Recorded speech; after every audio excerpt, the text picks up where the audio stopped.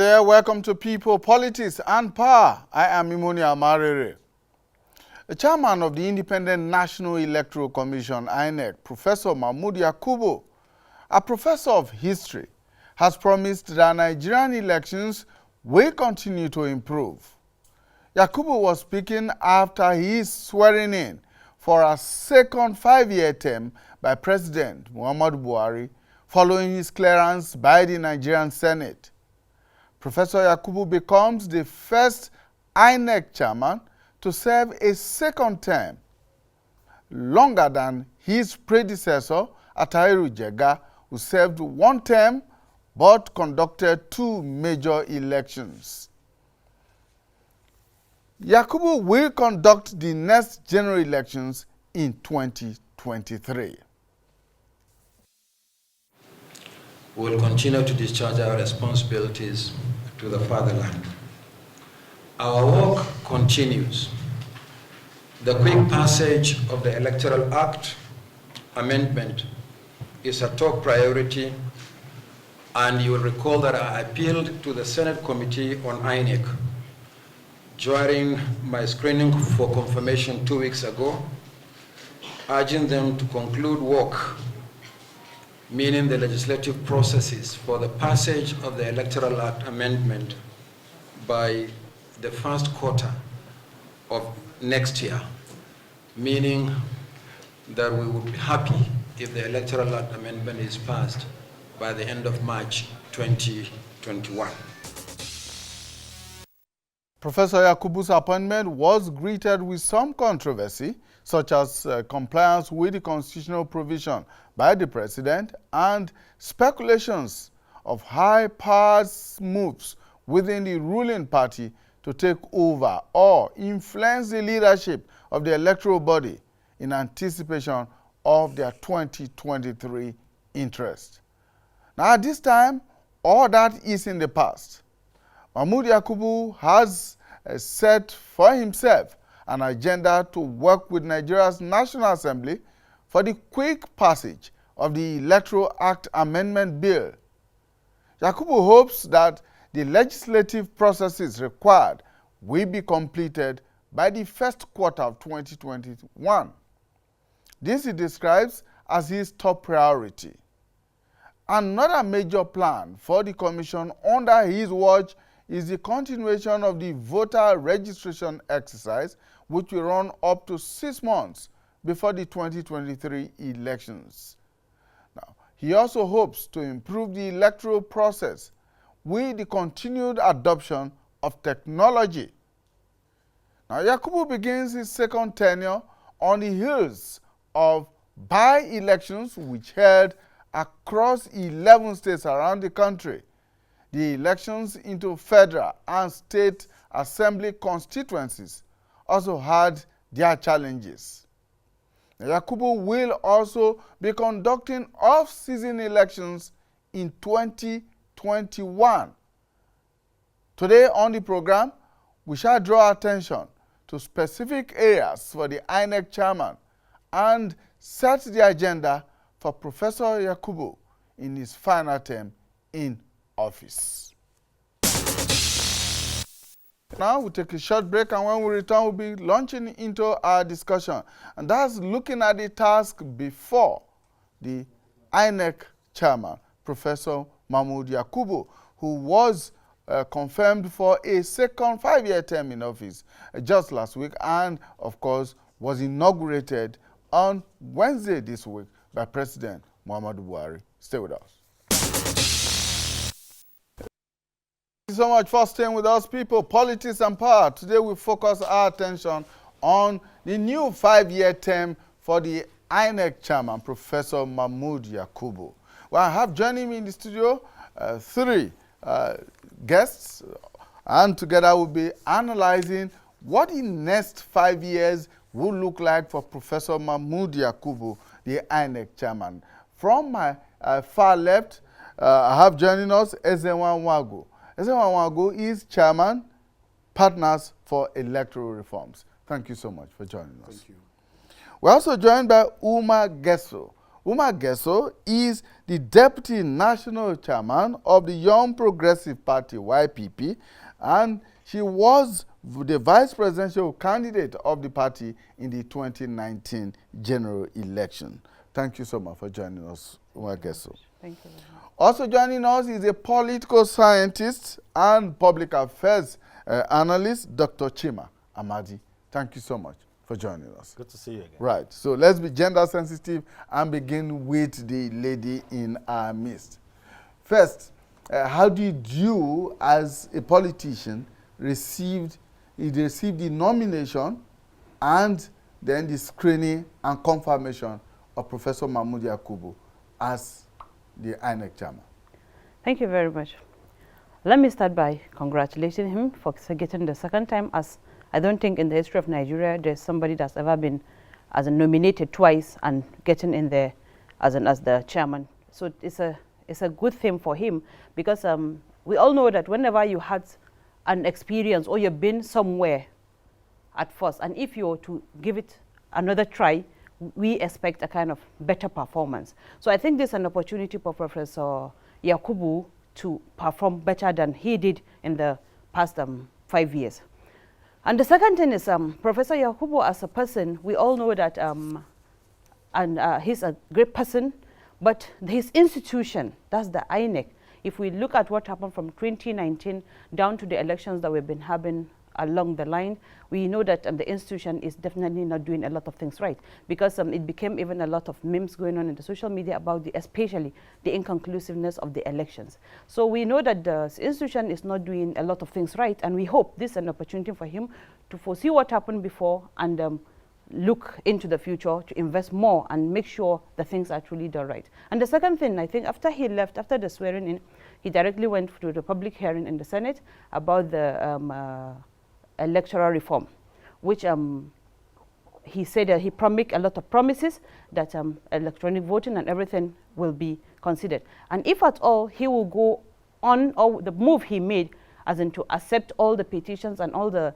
calls that have been going around in Nigeria for the electoral system to be fully reformed, if he followed that way, definitely we'll have a very good way forward. But for now, we just have to pray and wish him well, as it's a new tenure. We should all, as in, let's go of the past and make sure and make a kind of let's believe that the future will be better.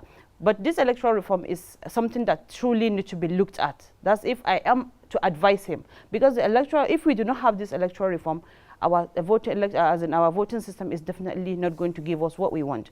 Let me look at let me point out something like the ad hoc staffs that were being brought in during elections. Even if we may not have, or the system doesn't allow us to bring in as in permanent staff that can take care of that due to the bulkless and the maybe poor population in Nigeria, but at least let there be a kind of credibility on bringing those guys on board. Because I could remember during the past election, the inconclusiveness, there were a lot of issues, especially just like the example of Rivers, where somebody, a professor was there, you know, he was even taken to court due to some things that were happening there which are very, very shady. So if at all the people that are brought in on board to take care of the elections were not even fully, let me say, assessed by the system, so we're not going to get what we wanted. And this is a kind of new era. We saw what's happening. If at all we can go to our ATM cards, we have BVN, at least it should be merged, or there should be a kind of system that will allow somebody or every one of us to vote conveniently, because our voting system is truly tedious, especially for the comfortable ones. I always used to call them the middle class, the professionals, because the voting system is being very, very tedious, that they cannot even go there and stand to make whatever choice they have. So if at all he will use this opportunity to bring about something very different for this country, I think it will be a very good way forward. Well, of course, we all know that the responsibility of reforming the electoral system does not lie with INEC alone. It's a systemic thing, and all of you are stakeholders, politicians and all, and even civil society should be involved in this process. But let me turn to you, Ezenwa. One could say that, I mean, this is a familiar turf. You've been in the electoral system, or the battle for better electoral system in Nigeria for so long. Now, against that backdrop, and with a Professor Yakubu, who now has another 5 years to as it were, continue the kind of modifications and introduction of technology that is being done in the last 5 years, what would be your expectations? What would you consider to be his major task? Well, I think that, as you know, Imoni, elections is a stakeholder affair. Like I keep saying, the pyramid of that stakeholdership, INEC occupies perhaps the topmost place. But in terms of the works, legislative works that needs to position our elections in the manner in which many of us want, that does not lie within the domain of INEC. First is that we also make a fetish of reforms. We are always thinking that once we have the laws that, you know, things would, that may be correct, but that is not what experience has shown. If we implement the laws that we have today, and I dare say that the Electoral Act is one of the most amended piece of legislation that we have in our country. Every electoral cycle, we are always going to the National Assembly to ask that one thing or the other be done. Nice things can come out of that. Nice things have come out of that before. So the challenge for me will be, first, how do we have this wider stakeholder conversation around the kind of elections that we want to have, around the kind of INEC we want to have, around the kind of political parties that we want to have, around the kind of, you know, law-making processes that is people-centric that we want to have. So if we fashion all of that, Imoni, if you remember in our last conversation when I came here, INEC itself has said there is a need for multi-stakeholder dialogue on. That's not happening. We are again rushing again to the same processes that we have always followed. Okay, we go to the National Assembly, the laws are being made, at the end of the day, it's taken for assent, we come back, we pull it through, at the end of the day, finally we don't even know what is assented to. Even those who assented to it, those who made the law, will not tell you really what was passed or what was not passed. So I am still insisting that there is need for that multi-stakeholder conversation. It's important to draw lessons, to put people on the same page. And what is that? Attitude. The attitude of the politician to election, the attitude of the citizens themselves, the trust deficit that we continue to see. How do you think that electoral outcomes is the determinant of whether an election has gone well or not? Because electoral outcomes are subjective issues. People come to elections with different intentions. So when the outcomes does not favor you, then the electoral process is not right. If it favors you, everything, and that has been the history, that has been what we've seen all through. So I am more interested in what is Professor Mahmood Jega going to do about the perennial logistic challenges that our elections continue to face. Laws, you can't legislate that out of the issue. What we will do to make sure that our elections are not postponed the way we have seen general elections. And the beauty of the emergence of the emergence of Professor Mahmood for a second time is that there's a benefit of experience. There's a benefit of, you know, hands-on 6 off-cycle elections, over 200 different senatorial and legislative elections that he has conducted. That experience must count for something in making sure that punctuality index for when polls open and when it closes are well taken care of.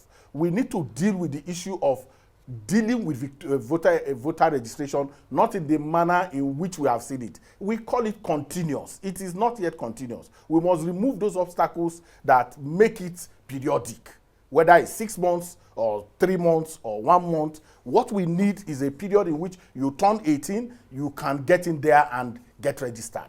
When if you lose your card, the process of making sure that you get it back, retrieve it, is easy. All of those processes we can bring. Then the issue of technology, we need to also warn that the way we push for technology, we need to be a little bit more careful because it does not completely address the challenge that we face. We are already on that part of technology. INEC is already introducing technology, but there are peculiarities of our own conditions that we must take note of. Okay, Nigeria is not completely urbanized. When people talk about ATM cards, it is an elite pastime to continue to talk about ATM cards. What is the population of your citizens who have access to ATM cards? What is the population of your citizens who have access to even this telephone that we take for granted? Who has done the study? What is our teledensity? So these are challenges that we need to come together, both the legislature, the executive, and INEC, and civil society, and the media, and political parties in one room. So that's the multi-stakeholders conversation that was recommended by the INEC report itself. Yes. But who is going to convene that multi-stakeholders conversation? The driver, of course, will be INEC, with the support of donors and the political parties. Because the truth of the matter is that there is a stakeholder that benefits from good elections: the political parties. If you have good elections, if their internal party democracy is effective and efficient, if they throw in good candidates and the enabling conditions for good elections are there, everybody will smile. So INEC will drive it. The donor community, civil society will work together to bring that about. And I know that NDI has done stuff like that in the past. And INEC has very good relationship with the European Union, for instance, and Access and the rest of them. That conversation can happen where we draw people in. This is not just a talk shop in the way we have seen it, the ritualistic kind of talk shops that we have, where we just gather, and show that we were there. You bring the real people, the real practitioners, the mechanics of elections will come together and fashion new ways. And then when you have harvested that, you can then take that to the National Assembly. Because they were part of that conversation, the executive were part of the conversation, the roadblocks, the bottlenecks that you see in the legislative, treadmill will now be taken off in a way that is easier to understand. But once we do this, you have a public hearing that is not public, that the way you continue to say, you announce a public hearing, you wait for the Senate President to come, he takes his time. When he comes, everybody is given 2 minutes. They say, submit your memorandum. You submit your memorandum. That ritual is ticked off that a public hearing has held. But that does not solve the problem, because that is how we have practiced this madness for the past 20 years. We've practiced it. When are we really going to be mad? Dr. Amadi, so this multi-stakeholders conversation or summit, as were recommended by INEC itself in that report, which we dealt with some editions back, shouldn't that happen before the new the Electoral Act Amendment bill is considered by the National Assembly? Because the INEC chairman said on Wednesday that he's expecting that a new Electoral Act should be ready by the first quarter of next year. What the INEC chairman, or what the INEC is basically saying is telling us is, look, the voting experience that you would want to have is not totally within our purview to guarantee. It's always good to read between the lines, because you talk about multi-stakeholder dialogue, and I posit that these dialogues have been taking place. Whether during elections or off elections, there have always been dialogues organized by various election partners, organized by INEC themselves, organized by even different civil society organizations, bringing in the various stakeholders at some point. We always make a celebration of the so-called stakeholder meetings just before elections and all that. We talk about the dialogues during public hearings leading up to amendments of the Electoral Act. But the reality is that this has been mere, charades at best. So what INEC is saying that you might call it a dialogue, but is saying that concrete action needs to be taken by the various stakeholders involved in the election value chain. And for those of us that interrogate and engage with the process, we can tell you that what they are basically saying is, no matter the effort we put as INEC, no matter the readiness of the people, if certain other actors within the process don't play along, it is never going to work. And we can use some empirical examples to portray this. You arrive on the day of election, by 8 p.m. election starts, the people conduct themselves very well, voting goes on normally, and then counting takes place, a winner emerges, it is tabulated in the form EC8A, and then that is when the magic starts. The magic of collation, the magic of inversion of various collation centers, running away with it. You understand what I'm trying to describe here? And then it happens, and then along the line, what you hope would be a beautiful election that ends by 2 o'clock, and then a few hours later there's a result, doesn't happen that way anymore. And then another is saying, between the point where we arrive and where we take care of our own part of the bargain, something happens, orchestrated by somebody or group of persons within that value chain. And until that is discussed at some level where we agree that things have to be better, you're talking about whether you're talking about security and the role of security agents. So in Nigeria today, a free and fair election is can only be guaranteed if that variable called security operatives conforms and plays to the rule of the game.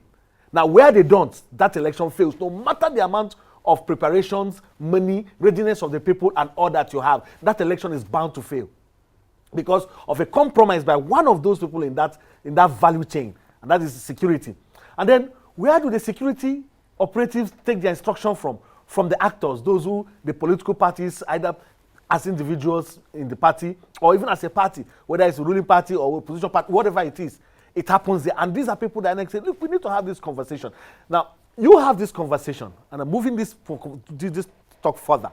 You have this conversation, you bring out fantastic, proposals and recommendations. The civil society experts, the mechanics, like my brother Ezenwa said, come up with good recommendations. Where does it go to? It goes to the National Assembly. That will now determine the outcome, the eventual bill, and then act that will be law. And then that's where the manipulations start. And then people ask yourself, what is the difference between we in Nigeria and then our, let's just say, neighboring, sister Ghana here? See, the difference here is for the laws there, the INEC or their electoral commission takes full charge of reforms. It makes recommendations. It could have public hearings here and there just to get in inputs, but it takes full charge and it makes recommendations to the National Assembly, whose task, the only task they have is to pass it. You cannot add and you cannot subtract. But here, whatever INEC, whatever they make mix, like use borrowing that word again, whatever we do and still lies at the mercy of the politicians themselves who drawing experience from whatever they think didn't favor them in the field, now make amendment. And that is why perennially you hear of which election comes first. Is it the presidential? Is it the state? Because people are looking at what do we introduce? Again, looking at that law in terms of maybe that's very big cog in the wheel of progress, which is collation. An attempt has been made to say, let us have an electronic process of collation so that you don't have to deal with these issues. It has never succeeded in the National Assembly because politicians perhaps understand the meaning, the implication of having that innovation.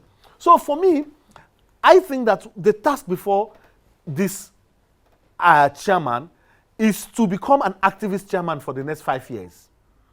And what I mean by activist chairman, you have to drive that advocacy yourself rigorously, aggressively, and be willing to chop heads where it is necessary. The era of palliatives, of just, like it says, adding deodorant to make it look nice is gone. Because right now, you don't have any other tenure. You should be thinking about your legacy going forward. And that legacy, you can achieve it within 5 years. And this is the time to put your foot on the table and say, this has to be gotten. And I agree, let me say, with what Ezenwa says about our over-romanticization of technology.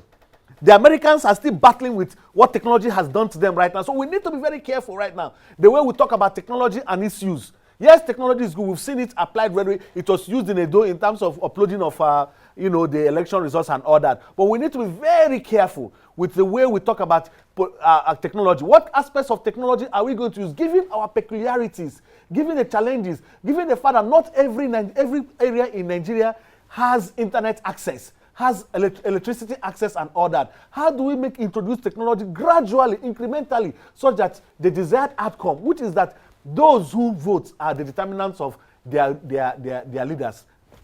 Now, Umar, I'd like you to respond to some of the issues that they have taken, with particular reference to the agitation for e-voting, electronic voting. The argument had been made over time that, look, yes, e-voting might look very nice when people say it, but when we look back at our own society and look at our level of development, whether at this point in time we can actually when we come begin to the technology part of the electoral system, it's not about the voting alone. What I always put emphasis on is even getting the voter's card, or as in let our own citizens even be registered. Just like he said, maybe you have a son that's 16 today, by next year he'll be, maybe he's 17 today, by next year he'll be 18. So that child is supposed to get his own voter's card in a very, very easy manner. Now, they have to announce a date where, as in they will start, as in registering the voter's card, people that have not been there or people that lost their own. That system alone, now I think we have 84 million registered voters. As of 2019, yes. And there's no anybody regulating or withdrawing those that died within the period, or those that are supposed to be religious. This is even the first step. Because I know a lot of Nigerians that doesn't have voters card. They do not have it because they don't want to. But the way the system is very, very, strict, or it's very difficult for them to even get it. This is the first emphasis I'm putting on the electronic, the kind of e-system to it. But when we come to the voting system, just as Dr. rightly said, the collection or the gathering of the voting, the votes at the end of the election, that's very, very important. He rightly said we did that in Edo, right? The right election, and it's effective. I'm not only talking of. I know what's happening in Nigeria. A lot of people doesn't have access to even internet with everyone. But the INEC is responsible of even making the system. I know a lot of you, just like YAK. Every child used to register for YAK, and they have to go to the cafe to do it. So if at all such kind of systems will be provided, it will be very, very, very easy for us. It mustn't be, for example, they can have a centers in the villages, in the places where such kind of services might not be free to people, but they can create a system whereby those kind of services can be accessed through the help of the government and the INEC itself. So we cannot totally say this is not going to work. Of course, I know even in America today, I saw what's happening with the electronic voting and everything. But if at all we'll be willing to create something that our people can understand. If at all every child in Nigeria has the access to getting him his card and whatsoever, registering on the internet through JAM, and so it's still possible we can get that through in Nigeria, despite all the challenges. All right. Yeah. Ezewa, let me come to you. One of the concerns that had been expressed over the years has been the internal system within INEC itself. The INEC chairman is one person. He's head of a critical body like the INEC. But then INEC in conducting elections has to depend on his own staff and on ad hoc staff. And in recent times, we have seen or heard of reports of ad hoc staff who were recruited, who abused the system that they were asked to come and assist to conduct elections. We have also seen, even from 2015, of INEC staff itself, fully employed staff of INEC, who took advantage of the system and abused the system itself. Now, how does the INEC chairman go about trying to reform the internal system within the INEC? At the risk of praising the current INEC leadership, one thing that they have succeeded in doing is that they have shut the door against the politicians in winning elections within INEC. That has completely been settled. Abuse is what you called it. There is no guarantee that the staff of AIT will live to the values of the organization. What then happens is what I call the force of personal example. When people abuse those privileges, there are already laid down rules and regulation for sanctions. Are we seeing a lot of those? We've seen INEC staff in court. As we speak, some are still in court over their role in the 2015 election that you talked about. They've been interdicted, some have been dismissed. But that's not enough. The internal governance systems within INEC will need to continue to improve in a way that shifts out people who are not conforming with the kind of posturing that the current leadership presents. Let me tell you, this is I've said it and I kept saying it. This is the first time we are seeing the commission being populated by experienced, reform-minded individuals, both at the commission level and at the states. Many of the commissioners, resident electoral commissioners, as you know, are tested civil society actors who have, and I wouldn't need to call names here. But what is important is that they need to bring those things that they have to bear in ensuring, first and foremost, that you train the staff effectively, you motivate them well, because without motivation, you cannot make a demand. So we need to see how much INEC and the current leadership will pay attention to the well-being, the welfare of the staff in a way that makes them raise their self-esteem and are able to shun out the attack or the ambush of the politicians. The ad hoc staff that you talked about, they are not staff of INEC. Majority of them are not staff of INEC. And now that we know that we get our pool from the National Youth Service Corps, we get our pool from the universities, the politicians, dubiously ingenious as they have always been, have identified that that is where your recruitment comes from. So we need to also rethink in terms of the kind of training that we provide for, the ad hoc staff. So, for instance, you bring them in, you put 1,000 people in a hall, and you do what I call rituals. We have trained them, you just stick it. We need to train them consistently over a period of time, maybe even through their what they call their community work in NYC. Through those days, their CD days. Their CD days can become, part of it can become trainings on how to deal with challenges that they will face when they go to conduct these elections. So for me, really, you can't hold INEC completely responsible for the misbehavior of the ad hoc staff. But when that happens, you can deal with it through the regulations. But internal staff, the staff themselves, you must continue to motivate them. You must continue to, and that is going for MAHMOOD. I know that there were stagnancy in terms of promotions within INEC, and I know that most of all of that have been lifted off, and that you could see when he returned back.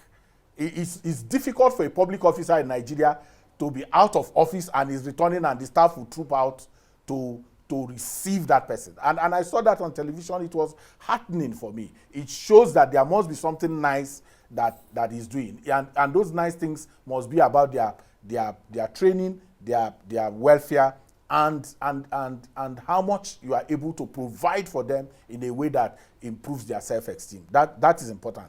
But the politicians, and I'm always surprised that we over-respect them. And the compromises that you see within INEC is deliberately. Where were we coming from? We are coming from a situation in which EOs, electoral officials, will take ballot papers to politicians in their homes. That's where we are coming from. And they will make sure that the smart card reader malfunctions in a certain area and functions well in a certain area. All of those things are being eliminated by deep oversight that you are seeing. INEC is improving that by ensuring that in any election you are having resident electoral commissioners go into those senatorially as monitors.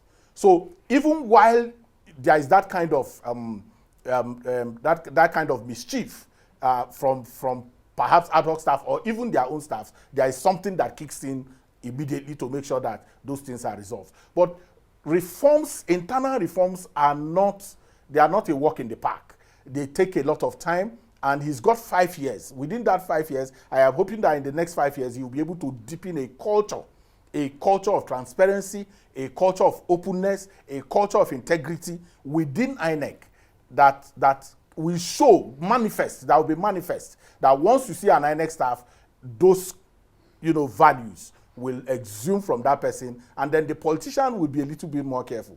The technology we are talking about, when the results, what was tested in Ondo and Edo, it is clear that it's actually the political parties that are supposed to be doing that process of making sure that results from polling units, you understand, results that are harvested from polling units can get into the public. And INEC is opening up that. So you have polling unit results right now coming straight into a place where the public can have it. If a political party is very serious and they have party agents in all the polling units, they should be able to upload polling unit results. But what do you see? What you see is that the political parties do not have agents. The agents that they have are hired. And when they are hired, it is the one who pays more that they work for.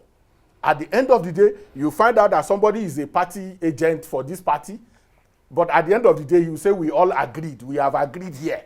That is what field experience teaches you. That because the politicians don't have party members, you cannot in clear terms say this is a member of this political party. Because it's a member of your political party who should be your party agent. He should not be paid to be an agent for his political party. But at the end of the day, because it is monetized, it is to the highest bidder. This man can do for House of Rep elections, and he will be a party agent for another political party in the governorship elections. So the kind of the fidelity that you require for monitoring polling unit elections by the political parties are not there. They outsource that to INEC. They want INEC to be the one who will help them to harvest those results when they themselves should have party agents, and on the click of the finger, I should be able to see the results from the polling units that they observed. Okay, so it's also getting back to what Dr. Chiba was talking about. Listen, we are not talking about this, sectorial dialogues that you have. Those dialogues end as a report to the people who provide the funding for it. Okay, we have had it. And in many places, it's called kicking out the fund. So we have had the dialogue, INEC was there, security was there. Where were the timelines? What tasks we are giving? Who has followed up on those tasks? That's the kind of multi-stakeholder dialogue that we are talking about. If we say, for instance, we have an election in 2023, we know that security deployment is not transparent, it is not open. We hear 33,000, 31,000, nobody takes a count. Nobody is interested in following up on that. We hear that the borders have been closed, but yet arms get into the place and elections are disrupted by hoodlums and armed men. We hear about marine police, we hear about air surveillance. After all those English, there is no audit. Nobody is sitting down to audit the last election in terms of security provisioning, whether it went well. If at the end of the day in Edo, were there gunshots, did people still break into police stations and cut away elections? Who was arrested? Where are those who are arrested? Are they in court? Have they been freed? Those questions are never answered. And it is until you have this conversation that you are going to be able to deal with that issue in a frontal manner, not what he called palliatives. People come, the police, the IG is seated, he gives a speech. Immediately he finishes giving the speech, he will not sit down to hear what the next person is going to say. He leaves. We all clap for him. He takes off. He says the DIG is waiting to hear. The DIG is not taking notes. Nobody is taking notes. We must have a situation in which we are serious about this kind of conversations, and we are not having it yet. and we pretend that, you know, that it has happened. This kind of conversation I'm talking about is that we believe that we have a challenge. We know that elections have been challenged by the kind of security provisioning that we have had, that it is not one that guarantees that the ballot can be secured and protected, and those who work within the space are protected. Okay, we know that, for instance, that even within INEC, that observers, you know, sometimes you don't even know who is an observer. You don't know where they are registered. You just people who wear uniforms. Nobody is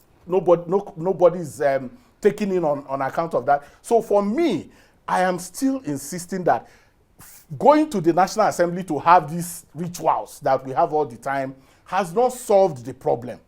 What we need to solve the problem is when the vice presidential candidate of YPP and the party brings nominations of 5 people who are relevant, who are not thinking in terms of, I'm coming for Lagos, give me flight ticket back and all of that. Nobody is paying them for anything. They understand that they are coming to do work, and that it is not going to be one in which they are signing transport and per diem and the rest of them. Once we take out all of those things, we bring in conversation that can have a timeline and say by 2021, we expect that this has been passed in the National Assembly, and somebody will be given the responsibility to follow up that has been passed or has not been passed. The Attorney General will be in that meeting. The clerks of the relevant House committees will be in that meeting. The chairman and the vice chairman of those committees will be there.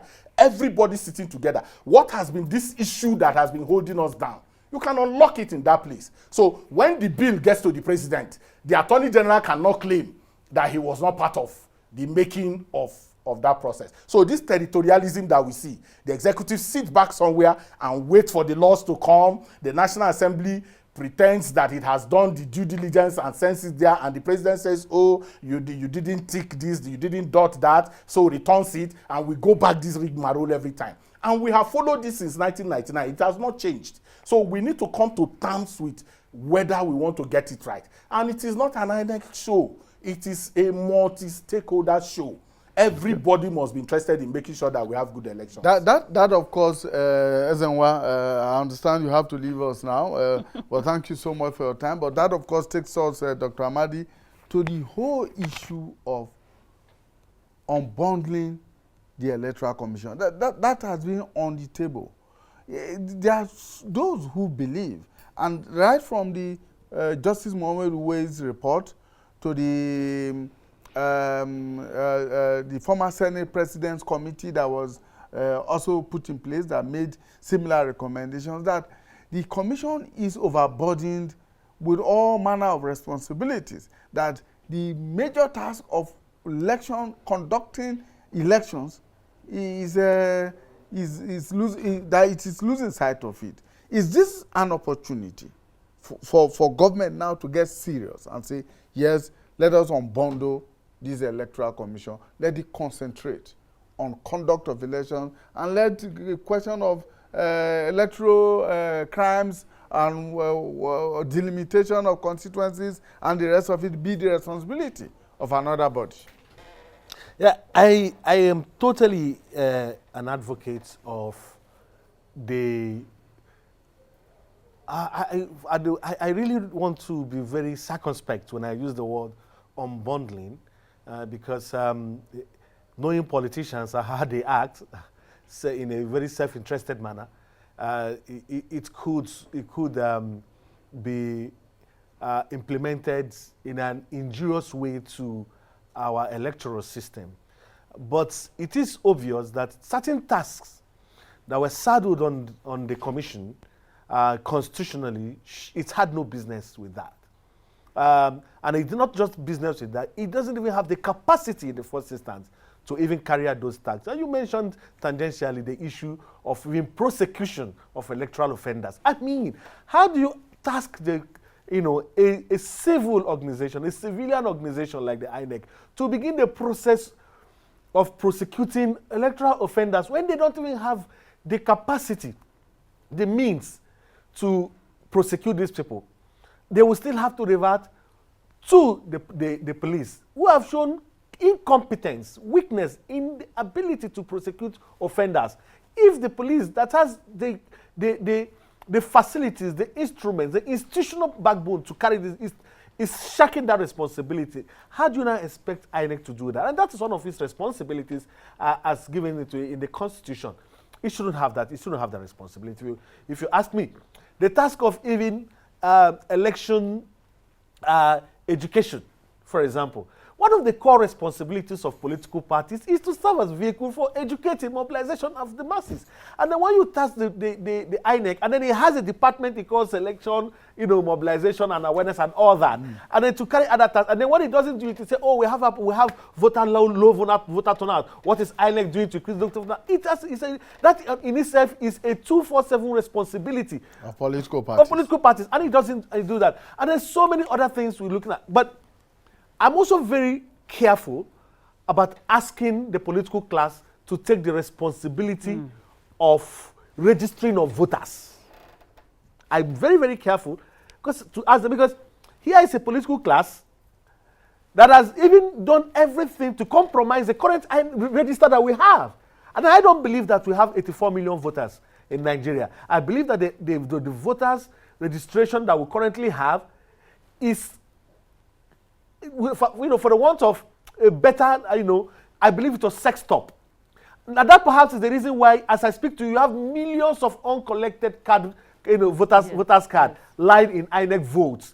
Because obviously this was done to achieve an aim. And because of the innovations that have been put in place to, read what I call ghost voters. Now nobody is collecting those cards. Okay, but that means it's still INEC that's responsible for sorting out that. That's what I earlier said. Because INEC is supposed to sort that is the body that holds that so data. it has the responsibility of cleaning up the voters register. Yes, now. it has to be clear. Yeah. Listen, let us explain something. You set up shop, like you called, you set up shop for registration using ad hoc staff, and people populate it using all manners of things. We should even give credit to INEC for the fact that those over 7 million to 10 million voters cards are not in the hands of it, that they are in their warehouses. An irresponsible organization will sell those cards, and you know what that means.